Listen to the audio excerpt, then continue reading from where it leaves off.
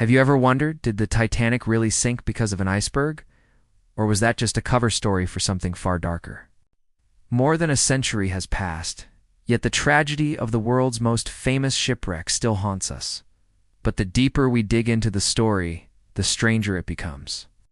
Was it truly an accident? Is it fate? Or a carefully orchestrated plan that cost over 1,500 lives? In April of 1912, when Titanic set sail, newspapers hailed it as the wonder of the modern world.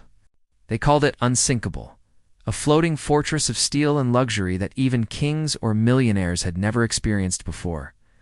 Golden staircases, lavish ballrooms, fine dining halls with menus rivaling Europe's best restaurants. It was more than a ship, it was a dream. But pride has a way of planting the seeds of disaster. On the night of April 14th, Titanic cut through the icy waters of the North Atlantic.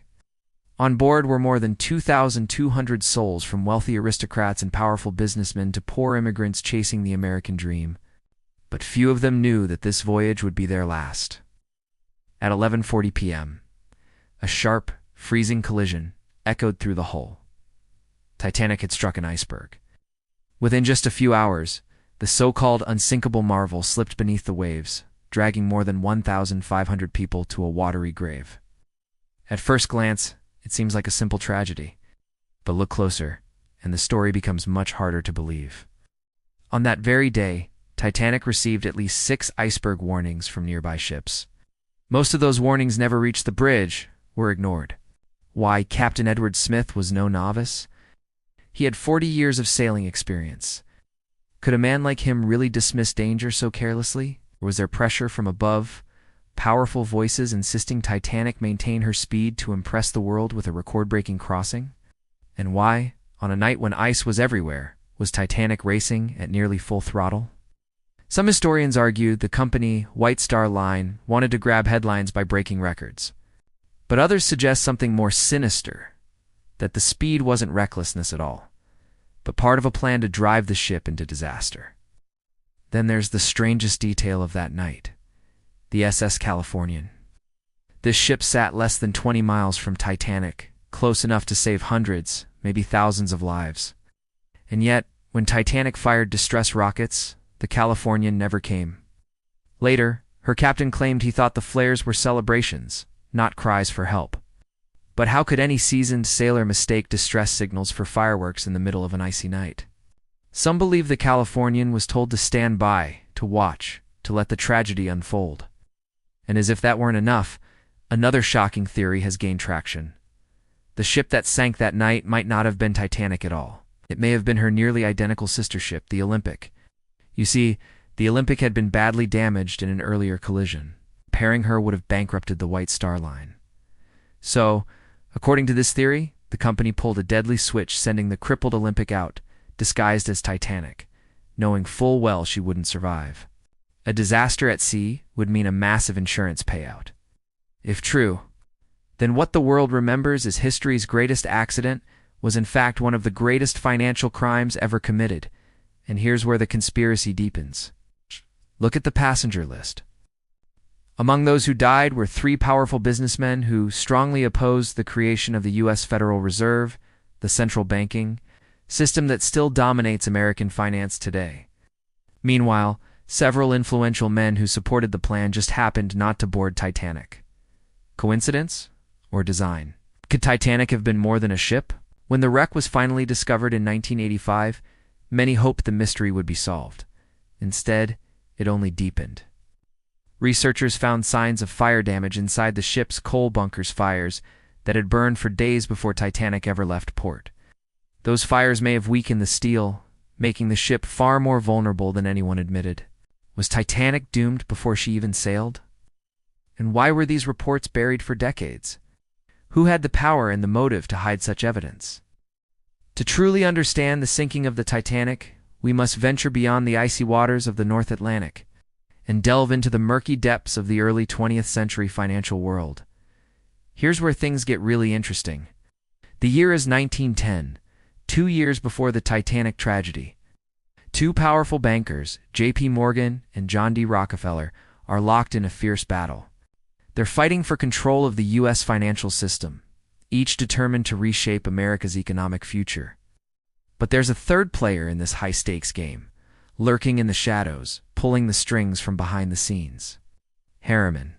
He's the chairman of the Union Pacific Railroad, a titan of industry with a vision so bold it sent shockwaves through the financial world. Harriman wants to link the Pacific and Atlantic coasts with a railroad empire, forever changing the way goods and people move across America. But his grand ambitions come at a cost. In a cutthroat world of finance, there can only be one winner. The fight for control intensifies, taking the form of a brutal boardroom battle. Accusations fly as each tycoon tries to outmaneuver the other. Rockefeller throws his vast wealth and influence behind Morgan, forming an alliance that threatens to crush Harriman's dreams. Yet Harriman fights back, pulling in the enigmatic Jacob Schiff, a Jewish banker who sees an opportunity to secure his family's future by striking an alliance with Harriman. As the battle rages, Harriman orchestrates a daring move. He sets his sights on securing government approval for his railroad project, knowing that with official backing he can withstand the combined forces of his rivals. But the road to victory is fraught with challenges. Powerful interests stand to lose from Harriman's success, from railroads to banks to shipping companies. They unite to form an impenetrable wall, determined to block Harriman's path to glory. In this high-stakes game of economic chess, Harriman finds himself cornered, facing insurmountable odds that threaten to crush his dreams once and for all. The clock is ticking, and he must make a move, a bold and daring play that could turn the tide in his favor. But what does he have up his sleeve? How can he overcome the seemingly insurmountable challenges that stand in his way? Will he emerge victorious and secure his place in history, or will he be forced to concede defeat and watch his empire crumble before his eyes? Now let's go back to the Titanic. As the pressure mounted, Harriman knew he needed a distraction, a way to shift the public's attention away from his struggles and focus it on something else, something sensational, something that would captivate the nation. Then he had it, a perfect plan, a deadly plot that would forever change the course of history. He would orchestrate a catastrophic event, a tragedy so devastating it would send shockwaves around the world, pushing his rivals off balance and buying him precious time to secure his own destiny. But what kind of disaster could have that kind of impact? Something dramatic. Something that would evoke the worst fears of the era, the uncontrollable power of the sea. Harriman's plan was audacious, almost unthinkable. He would engineer a maritime disaster so colossal it would overshadow everything else. A disaster that would become a symbol of human hubris and the limits of technology. His sights were set on the Titanic, the largest and most luxurious ship of its time, a floating marvel that embodied the pinnacle of human achievement. With careful planning and a web of secret dealings, Harriman put his scheme into motion. He pressured key figures in the shipping industry, pulling strings and whispering in influential ears to ensure the Titanic would sail on its fateful journey. As the ship set sail, carrying with it a mix of socialites and immigrants, Harriman watched, waiting for the perfect moment to strike. And when the Titanic struck the iceberg, Harriman knew his plan was unfolding as he had foreseen. Now the world would focus on the tragedy of the Titanic, allowing Harriman to make his move.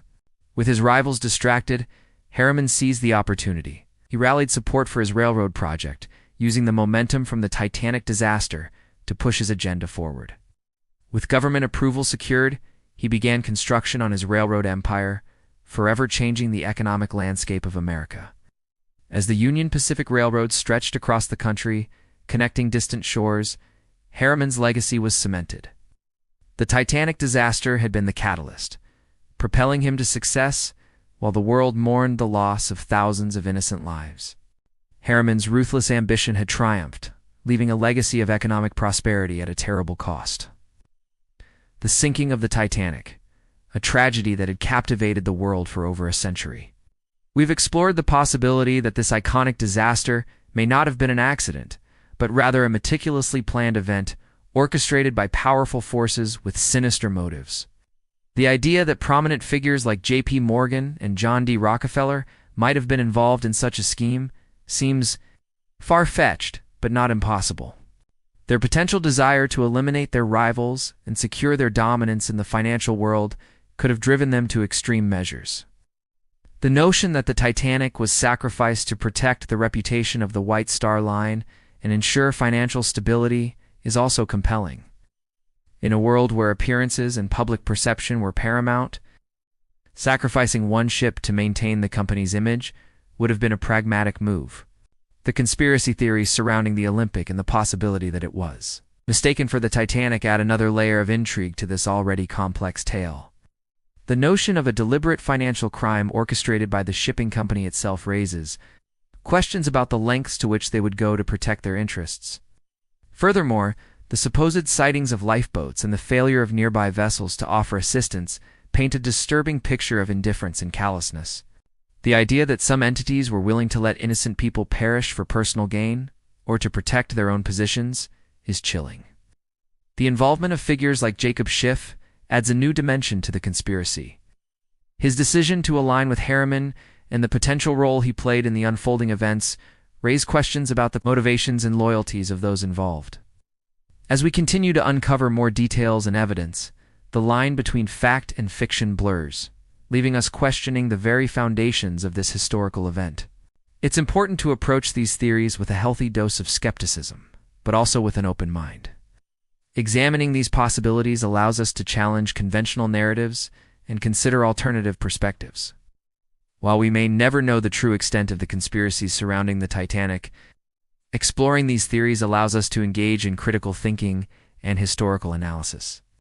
It encourages us to question authority, examine the motives of those in power, and consider the broader context of historical events. By doing so, we can gain a deeper understanding of the complexities of the past and the forces that shape our world today. So what do you think? Did Titanic sink because of fate or because of human hands guiding her toward disaster? Share your thoughts in the comments below. And if you want to keep uncovering mysteries like this, from lost civilizations and untold disasters to conspiracies history tried to erase, me sure to hit like, subscribe, and turn on the notification bell, because this is just the beginning. Thanks for watching.